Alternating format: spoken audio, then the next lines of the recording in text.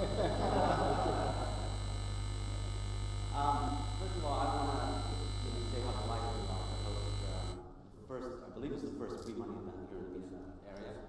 So we're delighted to host that here in Bahrain. And I want to thank a couple of people. Number one is Dave McClure and the 500 Startups team for moving so quickly. We talked about this event in October. I had my doubts about whether we could really do all of this in 6 weeks. They proved me wrong. So I'm, extremely pleased to see all the attendees here from around the region, from the US, and from Europe. And I want to thank also, Hassan Haidar and the Tenru team who've really been championing technology. So, we came late, but we're beginning to recognize the potential of this industry here in Bahrain. I'd like to talk to you about that a bit. But before I start, I'd like a show of hands. How many people here are from the investor community, the VC community? And how many are entrepreneurs? Okay, so you're outnumbered, which is good news for you, I think. So, I forgot my clicker. Can I get my clicker here? Yeah. So, I want to spend a couple of minutes. First of all, I'd like to talk about, I'm neither an investor or an entrepreneur. I'd like to talk about the firm that I represent, which is that bad word called government. The EDB is an institution tasked with helping investors set up here in Bahrain. So we help identify and talk to investors, help them set up here, and help them after they've established the business here. But also another very important role that we play is working with the government to understand where does economic growth come from? What sectors should we be betting on as a country, and where does it make sense to focus? And typically, as every government would look at, we look at financial services, we look at manufacturing, but technology is extremely interesting in terms of not only the technology sector, but entrepreneurship. And Bahrain as a country is unique in the Gulf, in that 80% of our GDP is non-oil. Only 20% of our GDP is composed of oil. And our ambition is to take that even further. But if we look at ICT in this economy, it's about 7% of our GDP. And the ambition over the next 5 to 7 years is to double that, to make that 15% or more. And that would make it, if not the second largest sector after oil, it could be even, or at least close to, if not the second or third. So, I'd like to talk about what's happening in the technology industry here in the Gulf and in the region, and then talk a bit about Bahrain. So, we certainly see that if you look at this region, there is a young, growing population, affluent, very technologically savvy. Couple of statistics. The MENA region has about 200 million people who spend about 6 hours a day on the internet. Smartphone penetration is about 120%.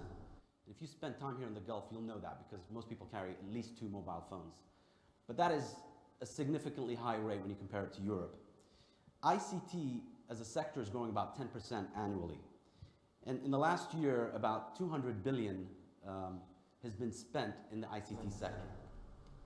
Cisco estimates that cloud computing is going to grow about 41% on a compounded annual growth rate. So this is a growing and important sector in the Middle East and in the GCC. That's the good news. I think the challenge for every government in the Middle East is this growth that we see in youth entrance into the job market. Youth unemployment here in the GCC is about 30%. And the challenge is, how do we find jobs for all these graduates as they enter the job market? And if you look at the Middle East, which is including Egypt and Jordan and all the rest of the countries, it's 100 million new job entrants over the next 5 years. And so the challenge is, and this is why we like technology and entrepreneurship, is we want to turn these job entrants from an employee mindset to an employer mindset. So we want them to think not as job seekers, but as job creators. And that to us is the only way that we're going to find jobs that can satisfy the ambitions and the aspirations of the youth as they enter into the job market. Now, we're beginning to see some success in the region. We're beginning to see the likes of Zawiya, Kareem, begin to innovate, but there are challenges.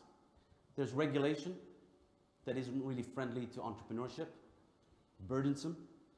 There's high startup costs, and there isn't access to funding, and the workforce isn't really trained up for that. So there's a lot of work to do in that space. And I think that we in Bahrain are very focused in fixing some of those issues. We have a highly skilled workforce. 70% of our workforce in the ICT sector is Bahraini. We've got connectivity. We deregulated telecoms in 2005 and have the lowest telecom costs at the moment. And as a small country, we're nimble in terms of our regulation. And so we think that this could be, as a country, a starting point for entrepreneurship and a way for you to test your theory and then see if it can work and then expand it either regionally or globally. And our readiness, our network readiness, 91% of the population here has access to the internet.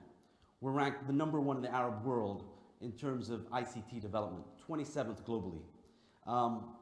And so, I won't go through all the rankings, but you can see this sector, we feel we're ready to promote it. We feel we have all the infrastructure to do that. But more importantly, we're beginning to think, okay, we're ready for ICT, but how do we become friendly to entrepreneurs? And we're looking to develop an ecosystem. You hear this all around the world. Everybody's trying to be a Silicon Valley. We certainly have the sunshine, so we have a good starting point there. But part of that is an ecosystem that we believe can complement the likes of Jordan, Egypt, the UAE. Why don't we create another area for entrepreneurship to seek a home for? And so we are very focused on that ecosystem. We have the likes of Tenmu, we have the likes of the Bahrain Development Bank and Temkeen, but we're very focused on allowing the private sector to play a role here. And we've announced an accelerator program with a company called C5 that's going to be partnering with Amazon Web Services, and they're going to launch a $100 million technology fund, all the way from micro funds to VCs, to help nurture that. My belief is, let the government get out of this space, let the private sector do it based on private sector principles. And we want to have more of this happen. We're looking at Flat 6 Labs. I shouldn't announce this, but let me do that anyway. Flat 6 Labs is going to open something here soon. We hope to announce that in about a month or two in partnership with Temkeen. So we're very eager in filling out this ecosystem. And so I'm going to conclude by saying we're very excited to host a conference like this because we firmly believe that's going to be a key, bringing this spirit, allowing entrepreneurs in the region to see success stories from the US, from other countries in Jordan and Egypt, and for us to cultivate that spirit here. We think we have an ecosystem that is at the early stages, but that we want to fill out. But what we need really here is more entrepreneurs that can mentor startups here. We needed capital, but we need role models. And I think that we're eager to work with international partners, local partners, to help fill out that ecosystem. And I hope the partnership with 500 startups can grow, and we can host more of these events in the future. So I wish you the best of luck over the next day. I hope you enjoy the stimulating conversation today. And again, thank you, Dave, for hosting this here in Bahrain. Thank you.